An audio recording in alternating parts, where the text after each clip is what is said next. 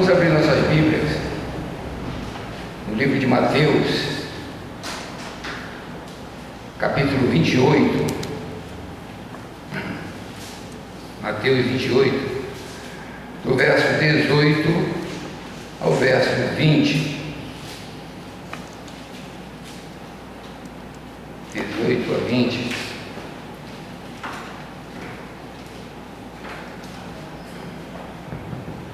E a palavra de Deus diz, vamos ler de 18 a 20, a grande comissão. Jesus, aproximando-se, falou-lhes, dizendo: toda autoridade me foi dada no céu e na terra. Ide, portanto, fazer discípulo a todas as nações, batizando-as em nome do Pai, e do Filho e do Espírito Santo, ensinando-os a guardar todas as coisas que vos tenho ordenado, e eis que estou convosco todos os dias até a consumação dos séculos. Amém. Irmãos, importantíssimo nós podermos ser arautos, transmissores da palavra de Deus.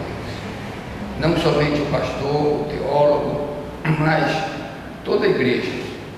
Nós somos realmente portadores da palavra de Deus, para cada vez mais nós possamos também ser edificados pelo Espírito Santo de Deus, que habita em cada um de nós. Isso é uma certeza que nós temos, porque nós sentimos no coração e porque foi ensinado pelo Senhor Jesus. E esse ensinamento fica para sempre com todos nós. E isso que faz com que nós possamos cada vez mais seguir o caminho da verdade, a vida, que é Jesus Cristo, né? O fundamento do amor de Deus, e da fé cristã está embasada exatamente no envio do Senhor Jesus para ser o Salvador e para a remissão dos pecados da humanidade. Os ensinamentos do Senhor Jesus e o conhecimento, é importante quando nós lemos a Bíblia e que nós vamos aprender na revelação de Deus que está nas Sagradas Escrituras, e que nós possamos conhecer as Sagradas Escrituras. Esse conhecimento é fundamental, e para isso nós precisamos ler, nós precisamos vir à igreja, nós precisamos estar sintonizados com o Senhor Deus em todos os momentos, em todas as horas. Não somente eu já vi muitas pessoas dizer assim: eu oro quando eu acordo, quando eu deito e quando eu vou à igreja no domingo. Não, nosso compromisso é diário com Ele. Nós devemos estar sempre sintonizados com Ele diariamente, né? Então, os ensinamentos do conhecimento daquele Jesus Cristo, que é a essência de Deus, nós devemos ver o que é isso, o que é a essência de Deus. Eu estava conversando com um cidadão que ele não tinha muita instrução, e eu, conversando com ele, falei para ele que Jesus é a essência de Deus. E ele disse para mim que é a essência, que eu não sei o que é essa palavra. Eu digo: tá bom, mas eu vou te dar um exemplo. Vamos supor, você pega uma laranja e você espreme a laranja, sai o suco da laranja e aquele bagaço da laranja. Isso é a essência da laranja.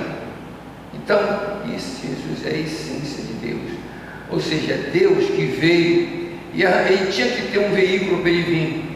Ele tinha que ter alguma coisa que ele fizesse presente, e foi Jesus Cristo. Ele veio e se fez presente, se fez carne e habitou entre nós, para mostrar, o Senhor Deus quis mostrar Deus vivo e encarnado, e é Jesus Cristo, né? Então Deus Pai se fez carne e habitou entre nós, e Jesus nos trouxe vida, né? Nós estávamos mortos, nossos delitos e pecados. Ele trouxe uma nova dispensação, ele trouxe uma nova aliança, ele trouxe um novo compromisso, ele trouxe um novo testamento. Esse testamento é esse testamento que nós vivemos para louvar e adorar o nosso Deus, e isso é muito gratificante para todos nós, sabermos que nós fomos presenteados por Deus com o sacrifício de Jesus Cristo para a remissão dos nossos pecados. E a vida eterna que Ele nos deu é essa, que nós possamos ter o conhecimento E esse conhecimento consiste em nós sabermos que nós possamos conhecer a Deus, o único e verdadeiro Deus, e a Jesus Cristo, aquele que enviaste. Está em João 17:3. E o Senhor também, o Senhor Jesus, já havia falado do envio aos discípulos, ensinado que ele foi enviado da parte de Deus Pai. E no discurso da despedida ele disse aos discípulos, e aponta expressamente para o amor de Deus. Este amor de Deus, o amor de Deus do Pai pelo Filho, o amor do Filho pelos discípulos e o amor de Deus Pai por todos aqueles que creem. Então nós devemos sempre estar atentos para isso, né? Então, o amor, o que significa o amor? O amor de Deus. E eu peço até atenção da igreja para isso. O que significa esse amor? Esse amor é o ser. É o ser. E quando nós falamos do ser de Deus, do ser dado por Deus para cada um de nós olhamos um ser, uma pessoa. Jesus Cristo se fez carne e habitou entre nós. É um ser. O ser humano gosta sempre de ver algo palpável que ele possa ver, né? Este ser, que é o amor de Deus, que é ensinado a todos nós, é não somente um ser presente, um ser vivo, mas nós devemos levar em consideração o ser interior, o ser exterior, a aura que essa pessoa tem, a personalidade que está contido neste ser, a forma física e a forma psicótica que ele possa ter, o conhecimento que essa pessoa possa ter, os ensinamentos, a essência, né? A bondade, o interior dele, o caráter desse ser. Então isso tudo está incluído em um ser que é um ser de bondade, de misericórdia. Este ser é traduzido pelo amor de Deus. Então não somente uma figura de uma pessoa, mas que nós possamos ver dentro dele este amor que Deus deu para todos nós, que nós possamos aprender a ter este amor dentro de nós. Isso é muito importante, irmãos, para a nossa vida. E o Senhor Jesus resumia todas as obrigações morais na palavra amor, expressa na dualidade de Deus e do próximo, né? A citação de Mateus 22, 30, vamos botar Deuteronômio 6, 4 e 5. A citação em Deuteronômio 6, 4 e 5 é o Shema judaico, né? Ouve, ó Israel, o Senhor nosso Deus é o único Deus. Amarás, pois, o Senhor teu Deus de todo o teu coração, toda a tua alma e toda a tua força. E em Mateus, o Senhor Jesus ensina, Mateus agora 22, 37.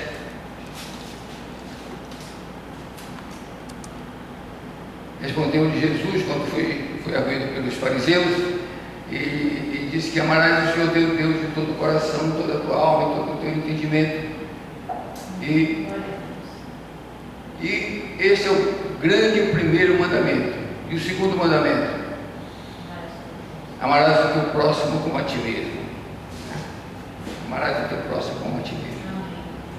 E motivados exatamente pelo amor de Deus, é que nós vamos cumprir o comissionamento do discípulo de Jesus Cristo, a missão de Cristo e dos seus discípulos. Essa missão que corresponde à divulgação do Evangelho, a divulgação da Palavra de Deus. Nós somos herdeiros de Deus, nós somos herdeiros de Cristo, nós somos herdeiros dos apóstolos, nós somos herdeiros dos pais da igreja, nós somos herdeiros do período patrístico, do período escolástico, nós somos herdeiros até o dia de hoje. Então, quem é que deve divulgar o Evangelho? É toda a igreja. A grande comissão de Deus é a grande igreja. Nós fazemos parte dessa igreja, porque nós temos o Espírito Santo de Deus dentro de cada um de nós, né? A realização, o poder da realização de tal missão vem do Espírito Santo de Deus, que habita em cada um de nós. Esse sentir do Espírito Santo é quando você é totalmente regenerado, né? Um grupo de pessoas que foram escolhidos por Deus na predestinação, essas pessoas todos somos nós que estamos aqui, para que nós possamos transmitir a palavra de Deus, não só, como eu falei ainda há pouco, o pastor, mas toda a igreja. Todos nós somos comissionados para a transmissão da palavra de Deus. E para isso nós precisamos entender a palavra de Deus. Para entender, nós temos que ler, nós temos que vir à igreja. E se a palavra de Deus, muita gente diz que é verdadeira, não é fácil, mas pergunte para quem sabe. Mas não fique na dúvida, e não é muito difícil, não vou ler, leia sim, é muito importante você ler e ter com isso um relacionamento diário com o Senhor Santo Deus, né? Então, o poder para a realização de tal missão vem do Espírito Santo de Deus, como nós falamos ainda há pouco, e derramado pelo Espírito Santo de Deus, primeiramente em Pentecostes. Depois houve outros avivamentos espirituais. Além de Pentecostes, nós vamos ver que houve avivamento quando, por ocasião de Filipe, no livro de Atos, em que ele foi na perseguição que fizeram aos cristãos e pela morte de Estevão, e que eles perseguiram os cristãos foram, e Filipe foi a Samaria, e lá houve também um derramamento do Espírito Santo de Deus, uma manifestação bem clara do Espírito Santo de Deus. Depois, lá, através de Pedro, quando foi chamado pelo centurião Cornélio, também houve outro derramamento do Espírito Santo de Deus. E também quando Paulo chegou em Éfeso, ele chegou lá e ele viu e encontrou com 12 pessoas que haviam sido batizadas, e ele perguntou: em que fostes batizado? E ele disse que havia sido batizado no batismo de João Batista. E ele disse: João Batista batizou o batismo de arrependimento e batizou na água, mas vocês precisam ser batizados no Espírito Santo de Deus.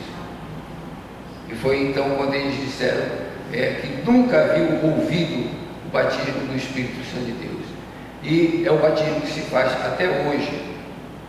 Nós batizamos em nome do Pai, do Filho e do Espírito Santo de Deus.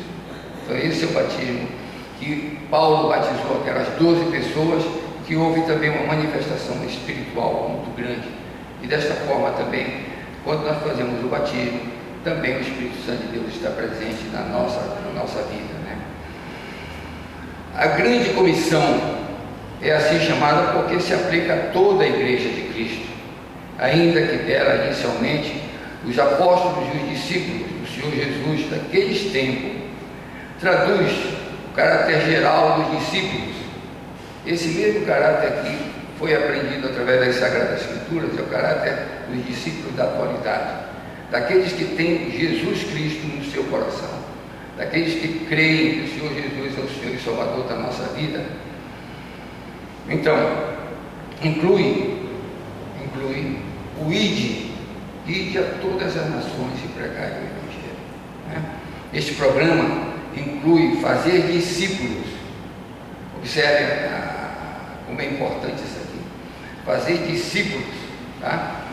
Ou aprendizes, mas que também inclui o ministério do ensino. Precisamos ensinar, precisamos fazer escola bíblica, precisamos chamar pessoas que possam ser missionários. Esse missionário possa divulgar a palavra de Deus, missionários que tenham conhecimento embasado nas Sagradas Escrituras, né? Para que haja um desenvolvimento desses discípulos e, consequentemente, o desenvolvimento da própria igreja. Também faz parte da grande comissão tanto fazer discípulo como o batismo, importantíssimo, um símbolo vívido da identificação espiritual, é o batismo com Cristo Jesus, que torna-se um importante elemento acompanhante da pregação e do ensino. Irmãos, todas as pregações devem ser pregações destinadas ao ensino, né? Sempre, eu pelo menos prego, porque eu aprendi a pregar, né, nas aulas de homilética que eu tive com um mestre muito importante, o Dr. Paulo Anglada, e ele pregava exatamente de maneira expositiva, como nós pregamos, né? E as pessoas, muitas vezes as pessoas querem rotular como estudo.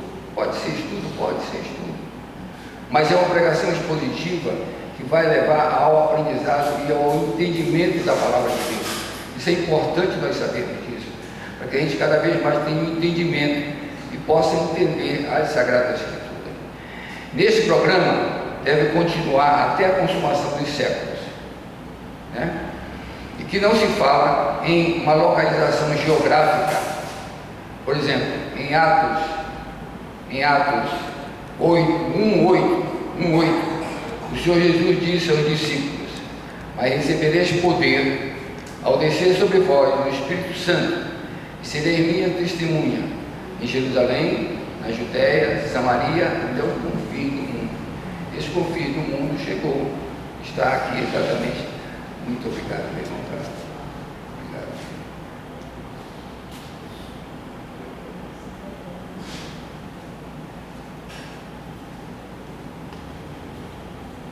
Quem tem um carro com meu irmão. Então, ao descer sobre vós o Espírito Santo, sereis minha testemunha, tanto em Jerusalém, na Judéia, Samaria, até os confins da terra. No verso 19, ide, portanto, e fazei discípulos. Algumas traduções dizem, ensinai a todas as nações. O fazer discípulo envolve, em primeiro lugar, a necessidade do evangelismo, a necessidade de pregação do Evangelho. Porque ninguém vai crer se você não explicar o que está acontecendo nas Sagradas Escrituras. O que Jesus queria que as pessoas entendessem. Para isso, torna-se uma das revelações do Senhor Deus Pai. Ele se revelou através do Senhor Jesus, através das Sagradas Escrituras e através da natureza, a beleza da natureza que nós possamos ver, os oceanos, as florestas, os animais, o ser humano, tudo é revelação de Deus. E devemos ter todo o respeito sempre pelas pessoas, respeito pela natureza, respeito pelos animais, toda a criação de Deus nós devemos respeitar. A grande verdade é essa, né? Então, ensinar a todas as nações, fazer discípulos, envolvendo em primeiro lugar a necessidade da evangelização e a pregação do Evangelho, com treinamento e orientação. Treinamento e orientação de forma que esses discípulos sejam melhor firmados, instruídos na plenitude da mensagem das Sagradas Escrituras. E essa ação, fazer discípulos entre todas as nações, repousa a autoridade universal de Deus, a autoridade universal de Jesus Cristo. Por isso ele disse que foi dada toda a autoridade no céu e na terra, né? Não somente no mundo, mas também nos céus. E dessa promessa flui, aí vem o que é gostoso para nós sentirmos isso. Dessa promessa do Senhor Deus, a promessa do Senhor Jesus, flui uma paz interior muito grande. É uma paz interior, uma segurança e assegurada pelo Espírito Santo de Deus que habita em cada um de nós. Cada vez mais você crê, cada vez mais que você entende as Sagradas Escrituras, você vai tendo um crescimento espiritual. E esse crescimento espiritual nos leva a um plano que você sente a alegria de ter o Senhor Deus no seu coração. Ide, portanto, fazer discípulo em todas as nações, todas as limitações de fronteiras, não existem mais fronteiras. As limitações de fronteiras são totalmente removidas e assim foi estabelecido a universalidade da pregação do Evangelho, da comissão apostólica de Deus. Os discípulos haveriam de receber e incorporar-se na igreja, que é a grande comissão, né? As revelações dadas, por exemplo, ao apóstolo Paulo, sobre a ação do Espírito Santo de Deus, Obviamente, nós sabemos que Paulo fundou várias igrejas, principalmente na Ásia Menor e na Europa. Somente ele não faria isso sozinho, precisava com certeza do Espírito Santo de Deus, a ação do Espírito Santo de Deus agindo nele. Ele sofreu tribulações, açoites, prisões, ele sofreu muito, mas todas as vezes que ele poderia até ser morto, mas houve a ação do Espírito Santo de Deus, livrando-o daquele sacrifício, e ele sempre saía e conseguia escapar. Assim como o Senhor Jesus também conseguiu escapar de muitas situações, muito cerco dos fariseus, dos judeus daquela época, que iam inclusive matá-lo, até quando chegou a hora realmente da crucificação. Mas os discípulos haveram de receber e incorporar-se à igreja. A igreja, a revelação dada como eu falei do apóstolo Paulo, a ação do Espírito Santo de Deus, que identifica a igreja como um organismo totalmente modificado. Como modificado? Modificado porque passou a ser uma igreja gentílica, né? Põe aí, por favor, Atos 13, 44 a 48. Atos 13, de 44 a 48. No sábado seguinte, afluiu quase toda a cidade para ouvir a palavra de Deus. Mas os judeus, vendo as multidões, tornaram-se de inveja e, blasfemando, contradiziam o que Paulo falava. Então Paulo e Barnabé, falando ousadamente, disseram: cumpria que vós outros, em primeiro lugar, fosse pregada a palavra de Deus. Era o que ele fazia todas as vezes, todas as cidades que ele chegava, ele pregava primeiramente nas sinagogas, né? Depois então ele pregava em outros lugares. Mas posto que a rejeitais, e vós mesmos vos julgais indignos da vida eterna, eis aí que vos volvemos para os gentios, porque o Senhor assim nos determinou. Eu te constituí para a luz dos gentios, a fim de que sejais para a salvação até os confins da terra. Irmãos, aqui está exatamente o que aconteceu. A igreja, a grande maioria é gentílica. Existe a igreja, o órgão, a instituição igreja no Antigo Testamento. Existe um povo escolhido, que é o povo judeu. Esse povo, no Primeiro Testamento, escrito em Deus.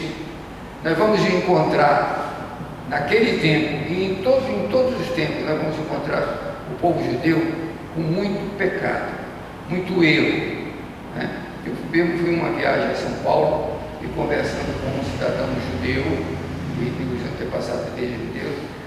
Sabe quantas vezes ele ia a uma sinagoga? Nenhuma. Não tinha o mínimo interesse por Deus. E eu olhando e digo: poxa, é judeu, pertence ao povo escolhido. Só que entre os próprios judeus existe, vamos colocar, a igreja deles. A nossa igreja, o que a nossa igreja é? É um apêndice do judaísmo, do Antigo Testamento. Aquelas pessoas que creem em Jesus, em Deus Pai Todo-Poderoso, os 10 mandamentos, a lei de Deus. O que Jesus veio? Jesus veio para revogar a lei? Não, ele veio para cumprir a lei. E dentro desse cumprimento da lei, ele instituiu a igreja de Cristo, dentro de todos os ensinamentos do Novo Testamento. E nós fazemos parte desta, como se fosse um enxerto em uma árvore, né? E esse enxerto é o nosso conhecimento que nós temos e que nós aprendemos tanto no Antigo como no Novo Testamento.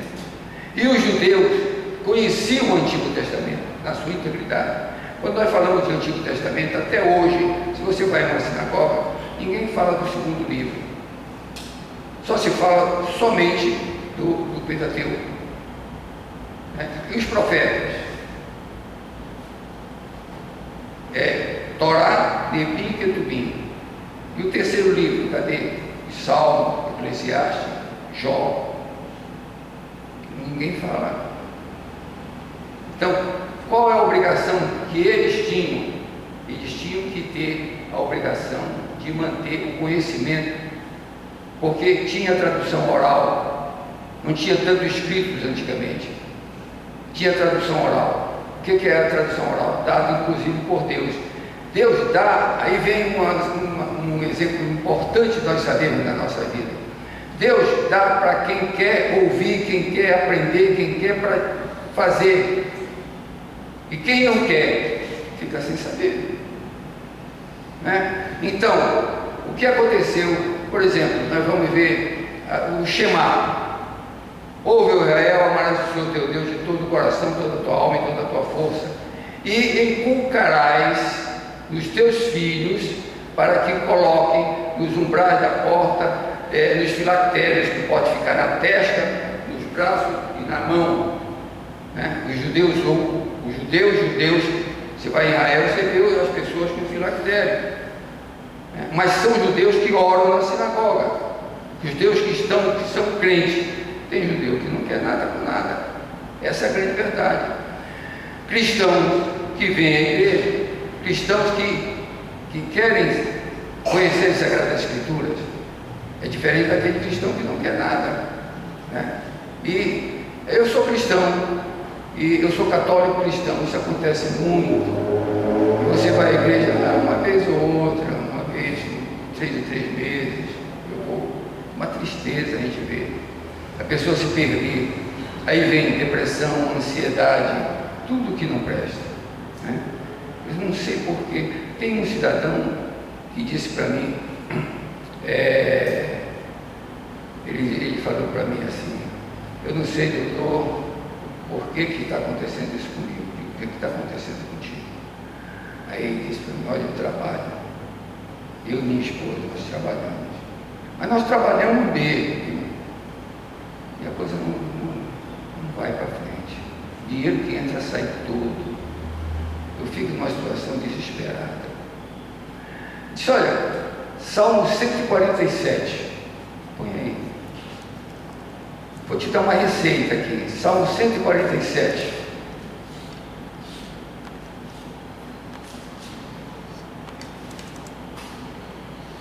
Não é 140.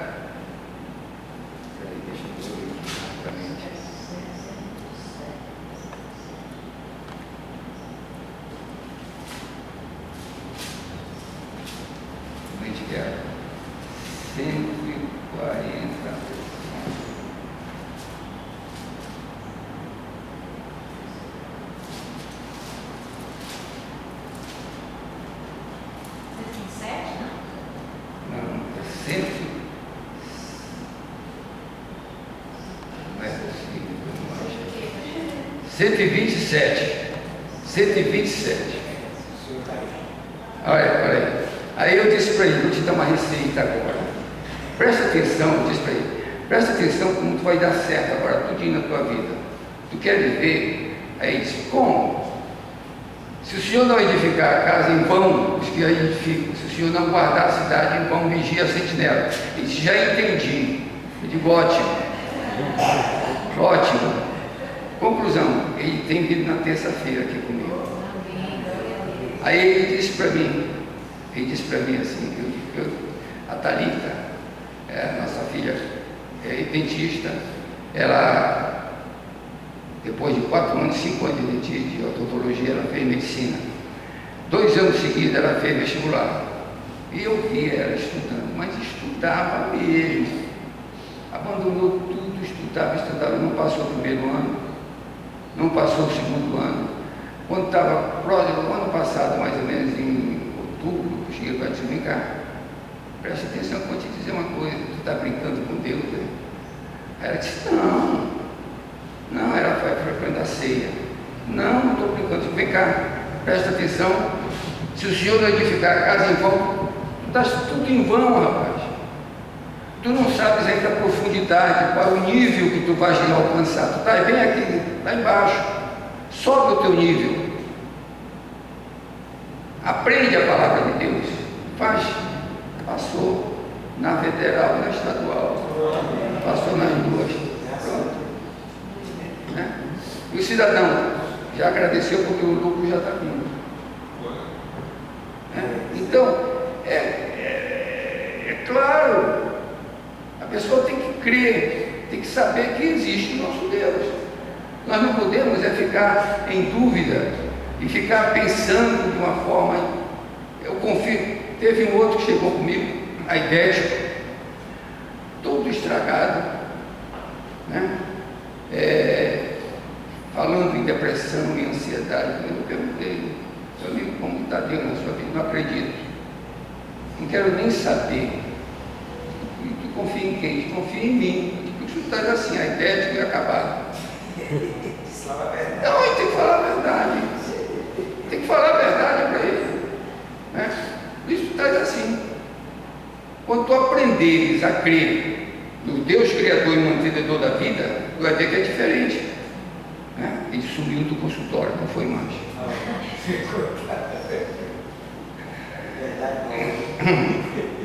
Bem, a igreja inclui judeus e cristãos gentios, na sua grande maioria, tá? Pessoas escolhidas, pessoas transformadas, pessoas regeneradas e convertidas pelo conhecimento das Sagradas Escrituras. Observe o fundamento disso que nós estamos falando. A igreja é constituída por judeus cristãos e cristãos gentios, tá? Em sua grande maioria cristãos gentios, tá? Pessoas que foram escolhidas, foram transformadas, foram regeneradas com o Espírito Santo de Deus, tá? Convertidas e pelo conhecimento das Sagradas Escrituras. É diferente quando você conhece a Sagrada Escritura, quando você milita junto de Deus, quando você serve ao Senhor. É totalmente diferente quando você não conhece as Sagradas Escrituras e não faz o mínimo esforço para onde chegar neste conhecimento, né? E a palavra de Deus diz assim: batizando-os. Essa declaração tem como base o conceito da triunidade divina, Pai, Filho e Espírito Santo. O Evangelho de João ensina sobre a promessa do Senhor Jesus de um outro Consolador. Está em João 14, 16, 17. João 14, 16, 17. Eu rogarei ao Pai, e Ele vos dará outro Consolador, a fim de que esteja para sempre convosco. O Espírito da verdade, que o mundo não pode receber, porque não vê nem o conhece. Esse Espírito da verdade, que o mundo não pode receber, porque não vê nem o conhece, é exatamente essas pessoas que não conhecem Deus, que estão fora das Sagradas Escrituras, que não veem a igreja, não leem a Bíblia, acham que ir à igreja é uma bobagem. E eles estão exatamente isso aqui. Vós o conheceis, porque ele habita convosco e estará entre vós. Nós o conhecemos porque ele habita conosco e habita entre nós, né? Então, e em Atos 19, de 2 a 7, é aquele relato que Lucas faz do batismo do Espírito Santo e nas águas, inclusive com a manifestação do Espírito Santo, né? Perguntou-lhe, quando Paulo perguntou aos 12, quando chegou em Éfeso: recebeste porventura o Espírito Santo quando creste? Alguns responderam: pelo contrário, nem mesmo ouvimos que existe o Espírito Santo. Então Paulo perguntou: em que, pois, foste batizados? Responderam: o batismo de João Batista. Disse-lhe Paulo: João realizou o batismo de arrependimento, dizendo ao povo que cresce naquele que vinha depois dele, a saber, Jesus Cristo. Eles, tendo ouvido, foram batizados em nome de Jesus Cristo. E impondo-lhe a mão, veio sobre ele o Espírito Santo, e tanto falava em língua como profetizava. Então, irmãos, o batismo é importantíssimo, porque testifica realmente a presença de Deus na nossa vida, testifica o Espírito Santo de Deus no meio de nós, testifica o Senhor Jesus, que subiu ao céu, mas o Espírito Santo de Deus está no meio de nós, né? Este versículo também evidencia que a mesma geração que cresceu, que conviveu no ministério de Jesus Cristo, também já estava reconhecendo as implicações trinitárias, as implicações do Pai, Filho e Espírito Santo. Agora, essa implicação trinitária existe há muito tempo, desde o Antigo Testamento, né? Não é só agora o Pai, Filho e Espírito Santo. Se você for ver há 740 anos antes de Cristo, você vai ver em Isaías 42:1, Isaías 42:1, eis aqui o meu servo, quem é? Jesus Cristo, a quem sustenho, meu escolhido, a quem a minha alma se compraz. Pus sobre ele meu espírito, ele promulgará o direito aos gentios. Não clamará, não gritará, é só isso aí, tá? Mas então, o Senhor Jesus se revelou como Filho de Deus e falou do Espírito Santo de Deus, né? Então, várias passagens do Antigo Testamento, em todos os profetas, falam do Espírito Santo de Deus.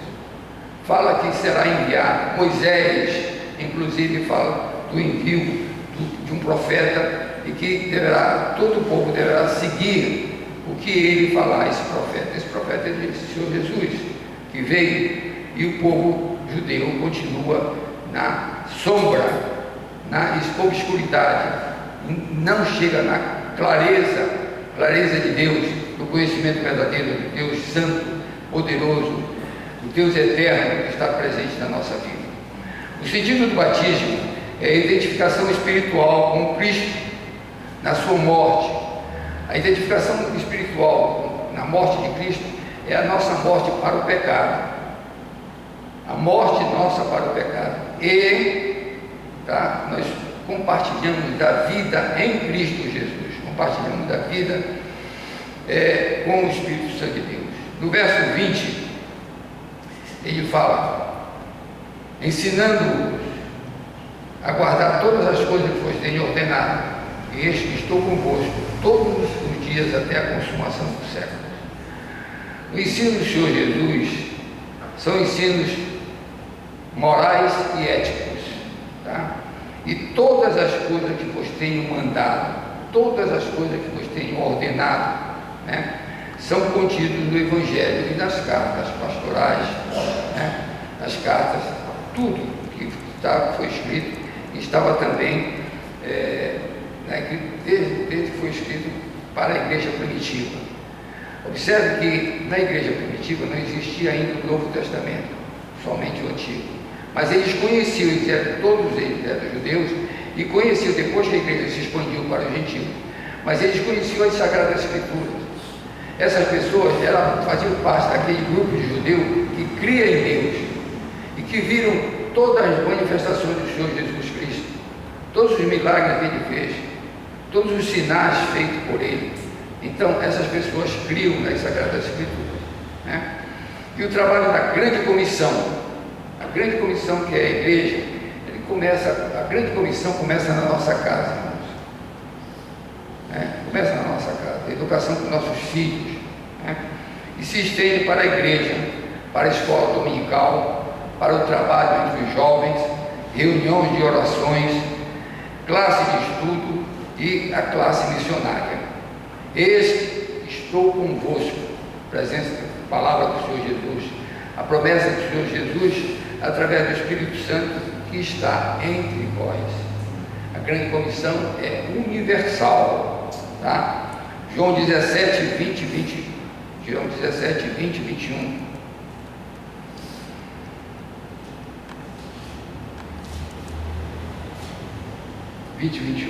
Não rogo somente por estes, pelos discípulos, pelos apóstolos, mas também por aqueles que vierem a crer em mim, por intermédio da tua palavra. Irmãos, fantástico o que o Senhor Jesus fala, óbvio que é, né? Porque aqueles que vierem crer a mim por intermédio da tua palavra, a palavra de Jesus é a palavra de Deus, são os ensinamentos de Deus, estão tanto no Antigo como no Novo Testamento. Por isso mesmo que as Sagradas Escrituras constituem a revelação de Deus para todos nós, a fim de que todos sejam um, como és tu, ó Pai, em mim, eu em ti, também sejam eles em nós, para que o mundo creia que tu me enviaste. Imaginem, irmãos, a alegria, a satisfação de nós estarmos incluídos neste mundo. Nós estávamos incluídos neste único ser, que é Deus. Nós estávamos com Ele. Nós, obviamente, com toda a nossa humildade, que a gente possa estar servindo ao reino de Deus, servindo ao reino de acordo com a vontade dEle. Né? Então, a fim de que todos sejam um, como Tu és, Pai, em mim e eu em Ti. A promessa feita de Jesus a todos aqueles que ministram a palavra do Evangelho e em todos aqueles que creem em Jesus Cristo como Senhor e Salvador da nossa vida, até a consumação dos séculos. Este é um foco de antigamente da primeira igreja, foi o ensinamento de Jesus, é um foco atual e é um foco que irá até o final dos tempos, até a consumação dos tempos, e coincide com a segunda vinda do Senhor Jesus, após o Evangelho ter sido anunciado por toda a terra, né? Para todas as pessoas terem entendimento. E para nós concluirmos, então, irmãos, aprendemos nessa passagem que nós estamos considerando, que a significação cósmica atribuída a Jesus, todo o poder foi dado nos céus e na terra, um destino universal do universo, do Evangelho. O Evangelho será divulgado a todos os povos, todas as nações.